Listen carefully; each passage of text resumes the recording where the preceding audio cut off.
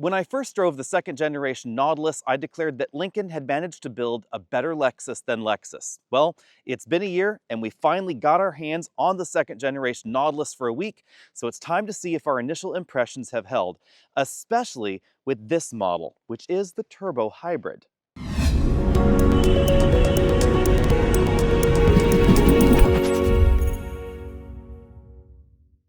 Turbocharged hybrid systems aren't new, of course, but what's interesting about this system is that it's not using a stepped automatic transmission like most turbo hybrids do.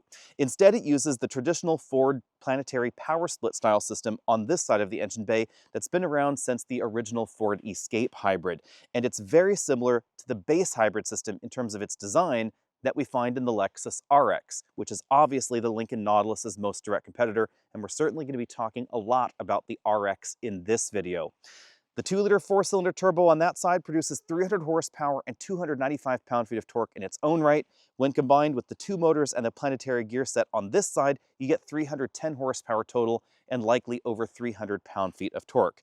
But you also get 30 miles per gallon, even though this has a traditional mechanical all-wheel drive system.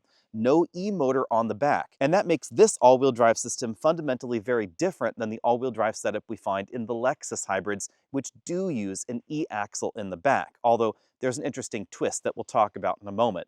If you don't get the hybrid system in your Nautilus, you get a 2-liter turbo as well, but it produces less power. 250 horsepower, 280 pound-feet of torque, and that one's rated for 24 miles per gallon combined. But you'll notice a big difference in city driving because that one will likely average around 18 to 19 miles per gallon in true stop-and-go driving.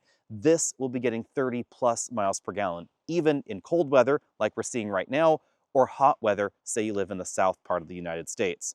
The Nautilus is more than just an interesting hybrid drivetrain. I think they also did a fantastic job with the design. It's certainly a little bit less controversial than some previous generations of Lincoln's design theme, where they had a definite frowny face up front, although I think it's not quite as pretty to my eye as the Cadillac XT5. That's a little immaterial, however, because the XT5 is ending production very soon, and by the end of this year, it won't be on sale in North America anymore. I should mention, though, that the future of the Nautilus is also a little bit uncertain, because all Nautilus sold in North America are currently built in China. And that's because China is one of Lincoln's largest markets around the world, and they ship models back and forth. But the biggest market for this model is China, so it made sense to make it there, ship some back this way. Well, they're also shipping the other models the other direction to China. Tariffs, of course, could throw a monkey wrench into that, and we just don't know the future at this point in time. This is not the only Lincoln with an uncertain future. The smallest model, which is the Corsair, is scheduled to end production in its current generation in just a few months. Whether we'll get another generation of Corsair built in the US or built somewhere else, we just don't know. But the Corsair is the compact SUV in their lineup, the one designed to compete with the XC60, the Lexus NX, the BMW X3, the Mercedes-Benz GLC. The Nautilus has a different mission. It's a mid-size 2-row SUV. Now, price-wise, it's always been a lot closer to an X3 than an X5, but size-wise, it's always been closer to an X5 than an X3. So if you're looking for a bigger interior, especially more legroom and a wider back seat, with a bigger cargo area behind, you might want to check out this versus the average compact European crossover for about the same price, of course with better fuel economy over here in this. It's almost exactly the same size though as its key competitors, which are again the Lexus RX at 192.5 inches long, this is 193.2, but also the Cadillac XT5 and the Jeep Grand Cherokee. I am of course thinking about the 2-row Grand Cherokee. Now the Acura MDX, I guess you could consider it a competitor, but it's going to have 3 rows in every model, and this is a dedicated 2-row vehicle. The direct competitor to the MDX would be the Aviator. I was recently driving the new Navigator and I was surprised it doesn't get the cool door handle design that we find here, where the handle and release is integrated into the trim strip between the glass and the metal portions of the door. It gives the side a really clean look. I also find them easy to use. On the downside, they are a little bit high. So if you have shorter people or kids trying to get into the back on their own, just keep that part in mind. And maybe that's why we don't find them on the Navigator, because those handles would be even higher in the door. Adding to the clean look are touch-sensitive lock and unlock buttons integrated into the pillars. It's a little bit hard to see there, but we do have that lock icon there. And then, of course, on the driver's side, we have the classic Lincoln keyless entry pad. Moving around to the rear, we find a slightly lower roofline and a slightly more sloping roofline than we find in the Grand Cherokee, but it's definitely more upright than the one in the Lexus RX. We have full LED taillights back here, again with a big light bar connecting the two modules and a progressive turn signal design, although it is red in every model. No exhaust tips back here that are visible. These are just imitation little ovals integrated into the bumper. Don't worry, it has a rear wiper. It's tucked up under the spoiler. Without a doubt, the Nautilus has the most adjustable seats in this segment. Whether or not they're the most comfortable for you, though, you're going to have to determine that on your own. But for my body shape, these are just about as comfortable as the seats in the Volvo XC60 and XC90. Again, no direct corollary to this in the Volvo lineup. We have a powered memory-link tilt telescopic steering column, 3-position memory over there on the driver's door, and an interesting twist when it comes to the design of these seats. I'll show you a little bit more when we take a look around the interior, but you can adjust the length of the thigh cushion extensions separately for your left and right leg in case you have a peg leg, or in case you just like driving like this, where you have one leg a little bit more vertical and the other one stretched out there towards the pedals. Headroom and legroom are also quite generous in the back seat. If you have kids in rear-facing child seats, especially some of those larger rear-facing seats, that's one reason you might want to choose this over some of those smaller SUVs, because you can fit a rear-facing child seat easily behind a 6-foot-tall driver, and even some taller drivers. For instance, this seat's adjusted for a 6'5" person. I have it almost all the way back in its tracks. I still have about 4 or 5 inches of knee room left. We also have some interesting touches back here, like heated outboard seats, 2 USB-C charge points for each of the outboard seats, so 4 for the 3 people in the back to share. We have a shoulder belt that comes out of the seat itself, not out of the ceiling like we find in some of the competition, although the downside is that we don't have a 40-20-40 folding seat back like we find in a lot of the European competition. That does remove a little bit of cargo practicality that we find in some of those other options. Also, no separate latch anchors or even a shared latch anchor for the center seat position, just latch anchors on the outboard sides. If you're looking at those legroom numbers on the side of your screen and you're scratching your head thinking, how can it possibly have 8 more inches of legroom than a Lexus RX? Well, it may or may not, and here's why. Lincoln does not always measure legroom the same way that other car companies do. They may be measuring rear legroom with the front seats at 80% back in its tracks and front legroom with it 100% back in its tracks. That's a trick that we've seen Ford play in the past. Whereas on the Lexus side of things, they're measuring front and rear legroom with the front seats in the exact same position. So we definitely find more room in here than we get in the Lexus RX. Is it 8 inches? Probably not. Behind the power hatch, we find notably more cargo space than we find in the RX, 36.4 cubic feet here versus 29.6 in the Lexus. And the cargo area is notably taller as well. So some of those bigger boxier items, they're going to fit more easily in here. And this is quite competitive with some of the larger SUVs that you might want to cross-shop against the Nautilus, but also a significant upgrade from something like an X3 or a GLC. You'll find significantly more usable cargo space in here, and we still have a spare tire. So unlike some of those European competitors where they delete the spare, we find a temporary under the floor. In our game of roller bag Tetris, we were able to squeeze 7 24-inch roller bags back here. That is definitely a better showing than any of the compact luxury competition, but right in line with some of the mid-size options. Definitely more, however, than the Lexus RX. Lincoln gives us latch anchors for the outboard seat positions only, and they're under this little strip of Velcro here. This is not my favorite way to close off latch anchors if you use them regularly, but if you don't have kids, this is probably the best option because they're out of sight, out of mind, and it looks a lot cleaner than those silly little doors that we find in other vehicles. Latching seats is pretty easy. They're not too deep in the seat back, as you can see right like that. And the flap, it does seem to sit on top of some of these rigid latch anchor types, which means it's probably not going to get too banged up over time. The front seat is still in position for me at 6 feet tall, and as you can see, we have a ton of room between the child seat and the driver's seat. So if you're a taller driver or you have taller front passengers and kids in rear-facing seats, you want to check out something like this before you look at a GLC or an X3, because there's an awful lot more room. And that's especially important if you plan on doing extended rear-facing. This Kiko child seat is one of the larger convertible seats available in the US, suitable for kids up to 65 pounds.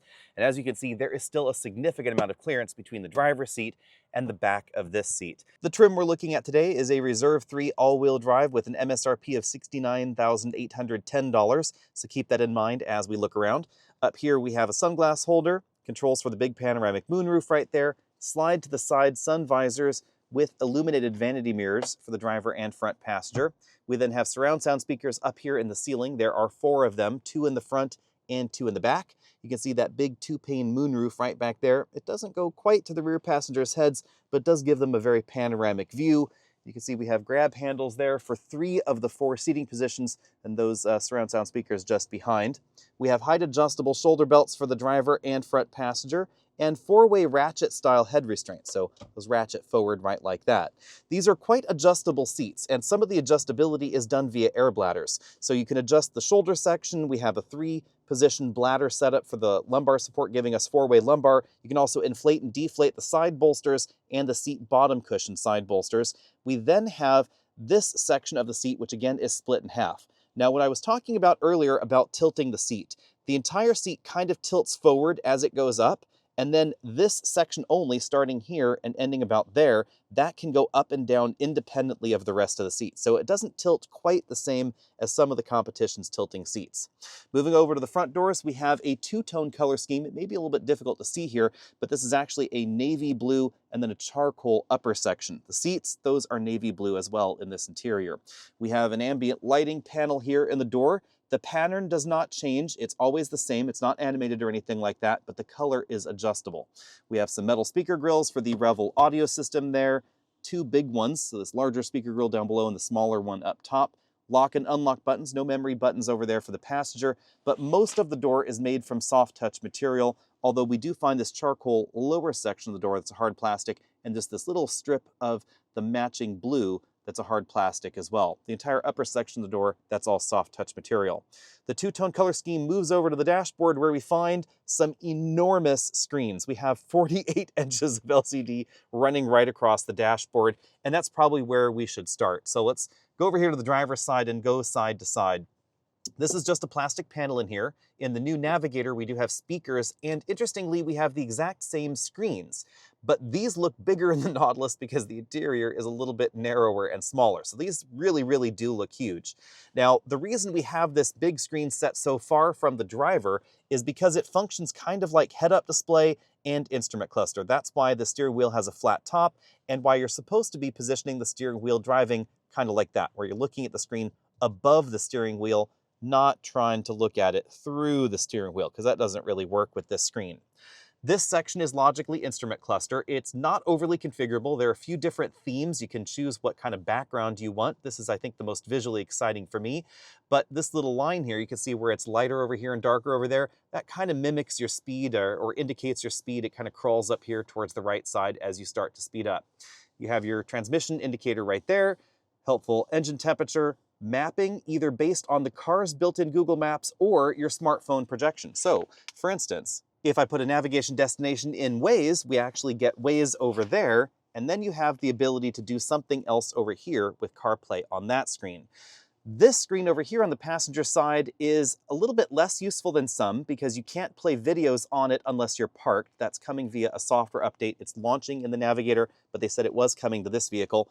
But it does display all the time, and it's viewable to the driver all the time. So you can choose whether you want fuel economy or trip computers or things like that. You control it via this little widget down here. There are going to be some updates to the weather app over time as well. So depending on what kind of weather you want to see, weather forecasts, etc., you'll be able to adjust them later in this system.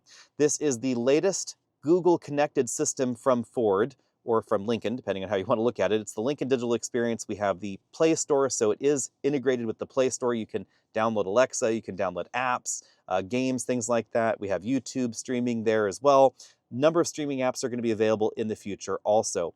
It's again positioned nice and high up there on the dashboard, and as a result, I just think it looks a little bit more cohesive than the design that we find especially in some of the Stellantis products, like the Grand Cherokee with that silly passenger screen that's not useful to the driver at all. At least this is somewhat useful. And in the Cadillac lineup, they have a prism on the passenger side screen, so it's not quite as usable, just to my eye either.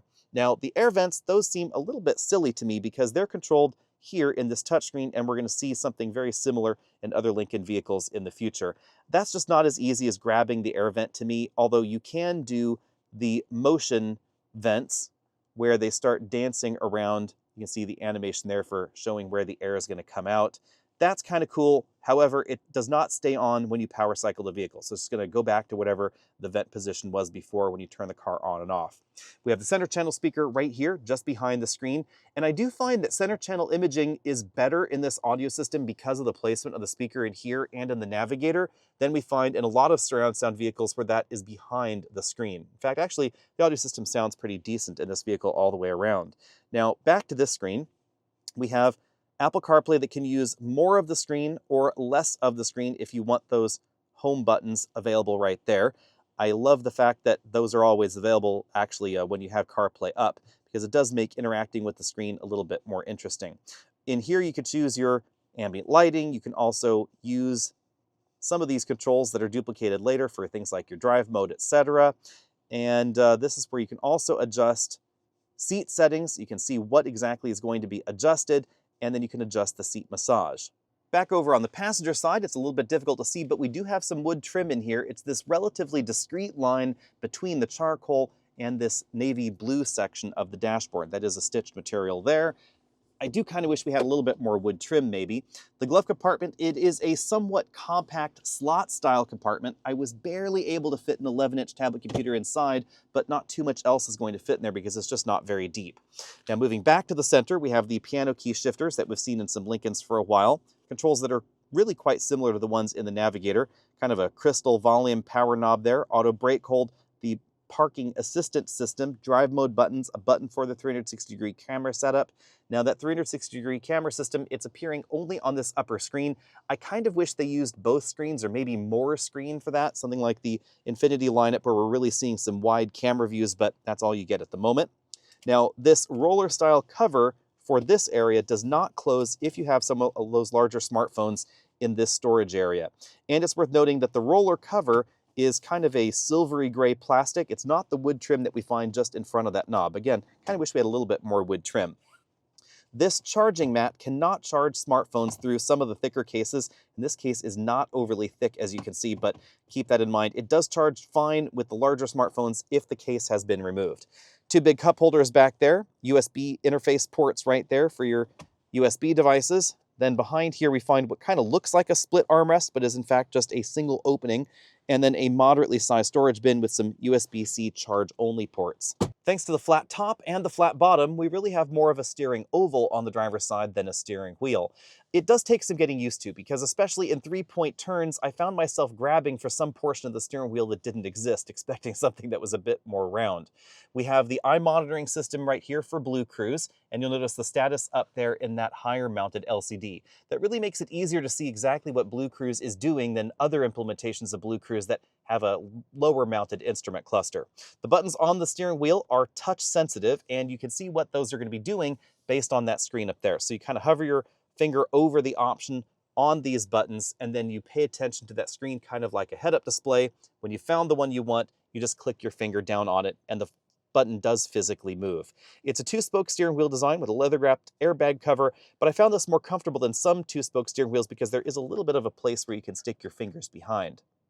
All right, it's time to get the Nautilus out on the road. If we floor it in the wet around this corner, you'll notice no fuss, no muss. We get 0 to 60 in 6.6 seconds with an all-wheel drive system that feels very traditional and definitely very different than in the regular RX hybrid or the plug-in hybrid or even the RX 500H, because those have all-wheel drive setups where there's a separate electric motor on the back and it cannot send as much power to the rear as this can. It also has more torque steer because don't have that mechanical connection like we find with this all-wheel drive setup.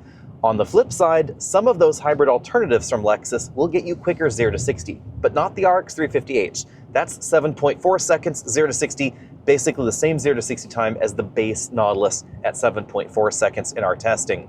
If you get the RX 500H, that will do 0 to 60 in 6 seconds. The RX 500H Plus, 450H Plus, the plug-in hybrid, that's 6.2 seconds 0 to 60. So some of the hybrids are faster. The mainline one that most people are buying is going to be slower. Now, the downside to this setup is the 60 to 0 stopping distance. And I think that has something to do with the way they've designed the blended braking system here, because this is simply not as dialed in as the Lexus blended braking system is these days. But it feels actually quite a lot like Toyota and Lexus systems from maybe about 15 years ago, where if I'm stopping gently, I'm just putting a little bit of pressure on the brake pedal. It's obviously doing the regen, but then if I press harder on the pedal, there's this moment where it feels like not a lot is going on. And that does mean a little bit of uncertainty sometimes in stopping, just due to the feel. It takes a while to get used to that, especially in slow and go and stop and go traffic. But then there's also the stopping distance. It took this model 129 feet to stop from 60 miles an hour back to zero versus 118 feet for the non-hybrid model in our brief testing, thanks to a local dealer that let us borrow one. That was a little bit surprising because we don't really have much curb weight as far as the penalty goes for the hybrid system. It's only about 160, 165 pounds or so. That's not a big difference. In fact, that's less than an extra one of me being in the car. When it comes to the handling score, it's important to know that Lincoln was definitely going for a softer, more isolated experience in the Nautilus. This is certainly not as sharp as something like a BMW X5 or even a Volvo XC60, and actually a little bit less sharp than the current generation Lexus RX. Because over the last few years, Lexus has decided they want to focus a little bit more on handling ability, leaving some of their customers honestly a little bit orphaned that wanted a softer, cushier ride that we had long associated especially with the RX in the Lexus lineup.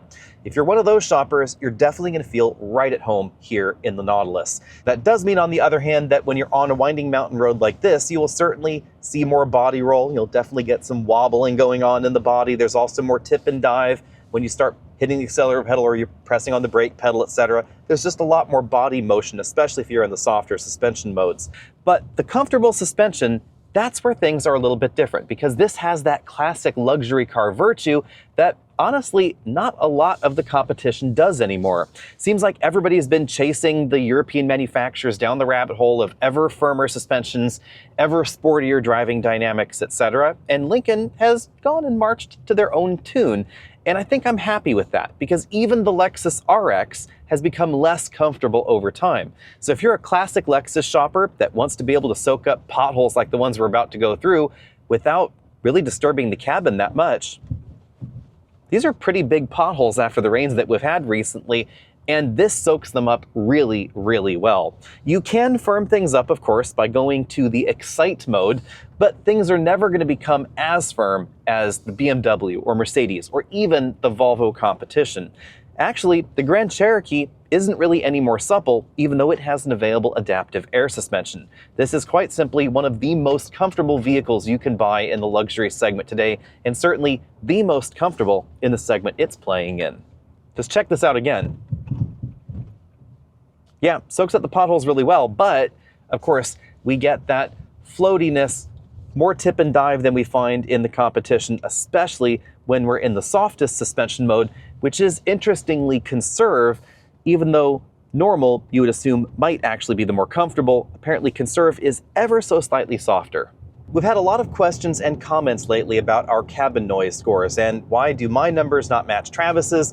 Why do Travis's numbers not match Nick's, and vice versa? Well, keep in mind we're all testing on different road surfaces, but we are all now using the exact same sound pressure level meters. We have them on the slow mode, decibel A profile, or dBA profile, and we're testing in the exact same spot, basically driving along 50 miles an hour, positioned right here between the driver's ear and a passenger's ear, taking that measurement and then reporting it along to you. But there's a big variance between road surface A and road surface B, and to be perfectly frank, the roads in my neck of the woods, they're not exactly great. Now, why 50 miles an hour? That's easy, because the speed limit in this area maxes out at 50 miles an hour on some roads, and these are the roads we test on. The last thing you should know is that the road surface that I regularly test on has recently been repaved. And as a result, going forward, new vehicles for a while are going to have a little asterisk on the decibel number up there at the top of your screen to indicate that this is after the repaving of the road surface. Hybrids are all about fuel economy, right? Well, sort of, because it kind of depends on the hybrid system. The RX 500H is not overly fuel efficient. In our recent drive of that model, we averaged about 25 miles per gallon. Some of the Volvo plug-in hybrids, they're around 27 miles per gallon. But the RX 350H, that's well above 35 miles per gallon, approaching 40 miles per gallon if you treat it gently. This is kind of between those two worlds. We averaged 28.6 miles per gallon over a week of mixed driving. If you stick to flatland and you keep your speeds below about 75 miles an hour, then you should be getting about 30 mpg. Where this system definitely tends to start falling off the fuel economy charts is in mountainous driving. So if you're driving up and over a 2,200-foot mountain pass like I do every day, you will notice that going up the hill, you're actually using quite a lot more power. And I have a suspicion that that is just due to the design of this hybrid setup. The planetary power split system works by using one motor generator to generate power to send to the other motor unit to control the mechanical power going across that coupling. So it's important to note that this system is not a serial hybrid. It is a parallel system. And the way that it controls the effective mechanical ratio between the engine and the wheels is by using those two electric motor units, motor generator units. And it could be that the extra torque involved with this engine means that it's sending more of that power through one motor generator unit to the other rather than mechanically across that coupling. I don't know for sure, that's just a guess at this point in time, but it could explain some of the fuel economy penalty for this turbo hybrid system. It's definitely not as fuel efficient as the base Lexus RX hybrid. Now let's take a deeper dive into pricing and comparisons, bearing in mind the date that we're recording this down there at the bottom of your screen because we don't know what tariffs will do to the future pricing on the Nautilus. Lincoln has said that they're not going to be upping the price tag yet, but we don't know what the future will hold because it is still going to be built in China and shipped to the United States. With that in mind, the Nautilus already has one of the higher pricing ranges in this segment, starting at $55,535 and ending at $87,715 for all the factory options on it. But that top-end price is the Black Label version of the Nautilus, and Black Label is kind of an interesting twist on this segment. It's proving pretty popular with Lincoln buyers, and we don't really see a corollary in much of the competition because Black Label is more than just a trim package that gets unique colors and trim options on the inside, etc. It's a package deal that also includes remote delivery of the vehicle purchase. You can also do a service valet where they pick up the vehicle, bring you a loaner, etc. for service. You get premium maintenance for 4 years, 50,000 miles. That includes wear and tear items on the vehicle as well. Complimentary car washes for the life of the vehicle, and an Avis President's Club membership if you want to rent a car and get discounts, etc. So it's more than just a trim package. It's kind of a premium owner benefit thing, as well as having that differentiation of the vehicle itself.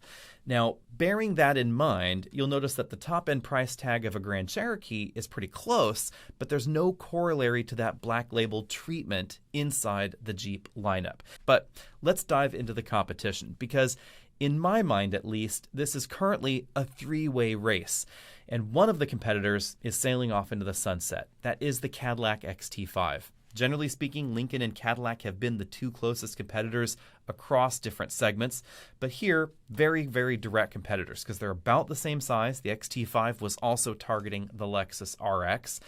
The XT5 is currently available with a 2-liter turbo or a 3.6-liter V6. If you want a naturally aspirated V6 engine and a front-wheel drive vehicle for simplicity, then this is your option at the moment in this segment. Because there's not really a lot of naturally aspirated V6 going around anymore, this is one of the few, but Cadillac has announced that by the end of the year, production will end if it hasn't already. In fact, production is ending on every gasoline-powered Cadillac SUV except for the Escalade. They're all being replaced by electric vehicles. That's part of why the XT5 is just not getting a redesign.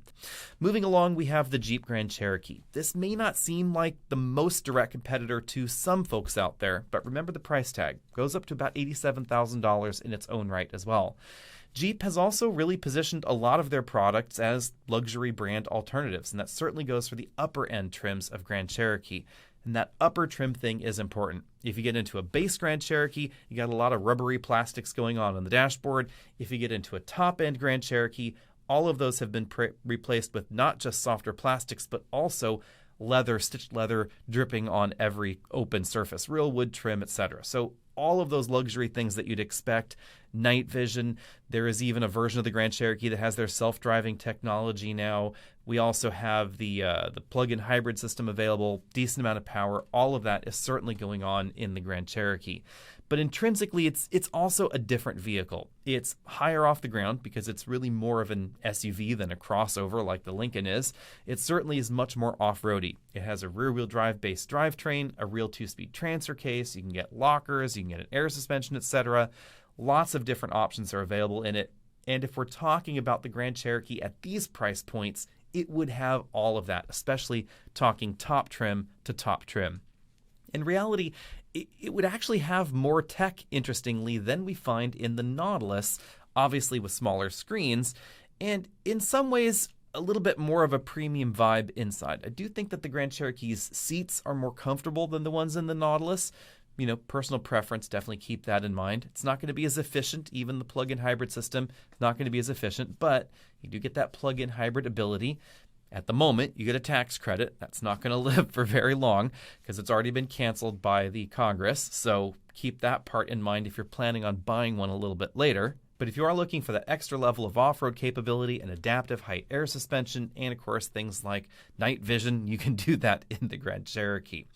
Moving along, let's talk about the Lexus RX. We clearly have to spend a lot more time on this one because this really is the creator of this segment. When the European companies started creating vehicles for this segment, a lot of them did go with unibody designs like the Lexus RX for more car-like handling, but they decided they needed to be more off-road capable, so really they ended up designing them more like a Jeep Grand Cherokee with rear-wheel drive, 2-speed transfer cases, etc., and all that added cost and complexity. And one of the beauties with the Lexus RX has been it is a little bit less expensive than a lot of those competitors, certainly than a current generation GLE or BMW X5. It rides nicely, it's comfortable, it's quiet, it's efficient, and it's inexpensive to keep around. These have all been the attributes that have made the RX such a success. And it's not just Lexus's best-selling model, it's one of the best-selling luxury vehicles of all time in North America because it really focuses on those classic things of dependability, reliability, comfort, quietness, isolation with a dollop of fuel economy. The hybrid system has definitely been popular over the time as well. And that's why there are actually 3 different hybrid systems in the Lexus RX now. The base model comes with a 2.4-liter base engine. I think it's a fine engine. It's a little gruff around the edges. You know, the transmission, basically the same one that we find in a lot of the competition, but not as smooth as some of the rear-wheel drive ZF transmissions that are out there. Still very good, though. Then we have their regular hybrid system, long a staple in the Lexus lineup. Buttery smooth, fantastic fuel economy. Not overly sporty, but that's not really its mission. Then we get the one hybrid system that I would avoid, and that is the 2.4-liter turbo hybrid. It's really rough around the edges. This is the one you're going to find in the RX 500 F Sport. It does have more power, but the power levels don't approach some of the competition's higher horsepower models or their level of performance, and the level of refinement we find in that system I just think isn't worth the price tag. What might be worth the price tag, though, is the plug-in hybrid version of the RX because that gets not only fantastic fuel economy, it also gets pretty decent range, and again, it has that classic Lexus hybrid system smoothness. For the rest of the RX, it's about the core Lexus values. Commonality of parts with the rest of the Lexus lineup. That could be good, that could be bad. If you hop on the inside, you might not notice the difference between this and some of the other Lexus models. We do have smaller LCDs than we find in the Lincoln. We have the Mark Levinson audio system that Lexus has become associated with over the last few years. It's really solid audio system, definitely the equal of the Revel system that we find in the Lincoln, but I think both actually are a little bit below some of the systems we find in the Euro options like the Mercedes or the Volvo, etc. Lincoln's seat massage is absolutely fantastic, but it is a little bit noisy, I would say. I like the fact that it stays going for so long. Basically, we never had it time out. If you want to be on a longer road trip and have that lumbar relaxation going, you can just let it go for hours at a time. The RX is a hair sportier. This is not something I thought I would ever say, but it is a little bit more firmly sprung than the Lincoln, a little bit more direct and engaging. But oddly enough, that's not what this segment is about, and this is the segment that Lexus arguably created with the very first generation RX, and that really floated on a cloud. And that's what the Lincoln is tuned towards. Definitely that isolated experience, that more comfortable experience. It's tuned to be more RX than the Lexus RX is in a way, but it's also longer, wider, and roomier inside than the Lexus RX. Those are areas where I think the current generation Lexus actually got away from its mission a bit too much. It used to be a bit more upright. Yeah, it was kind of egg-shaped, but the uprightness of the design made it pretty roomy inside. And since then, they've gone for lower and sleeker and sexier roof lines, etc., and that really has eliminated some of that practicality. The last hybrid we should talk about here, or last model period we should talk about, is the Volvo XC60. And really this is taking the place of a lot of the European competition, specifically the compact European competition. You'll notice that the XC60 may be a little bit less expensive starting than the Nautilus, but it gets up to pretty similar prices. And if we're talking about the bulk of the Nautilus lineup, then the XC60 is right in there price-wise. And that's definitely what we see in the rest of the European competition, because the Volvo is on the lower side of the pricing scale. The X3, GLC, etc., they're definitely going to be more expensive than this model, depending on options and configurations, etc. Now, you are going to find a more engaging drive, certainly in the XC60 as well, and you'll find a lot more power available. That is available with a 455 horsepower plug-in hybrid system that gives you well over 520 pound-feet of torque. That's an insane thing. It'll take that XC60 0 to 60 in under 4.5 seconds, and you'll get 28 miles per gallon. But everything is probably going to be more expensive long-term in the Volvo, the BMW, the Mercedes, the Audi, really any of those options there. The replacement costs for parts, warranty repairs, after warranty repairs and maintenance costs, definitely going to be more expensive in all of those options. So bottom line with the Lincoln, if you're looking for that classic American luxury car vibe, which I would argue Lexus really distilled perfectly into an SUV shape with that original Lexus RX, then the current standard bearer for that is not the RX. I think it's actually the Lincoln Nautilus, especially now that we have the F-Sport Performance versions of the RX where it's trying to be sportier and more direct. But I think it misses the mark. It also, I think, misses the point of being a Lexus RX. And I personally would have preferred if Lexus had stayed a little bit true to the core mission of that model and actually made it a bit more like the current Lincoln Nautilus. Let me know what you think about that, and of course about all the options down there in the comment section below. See all of you next week.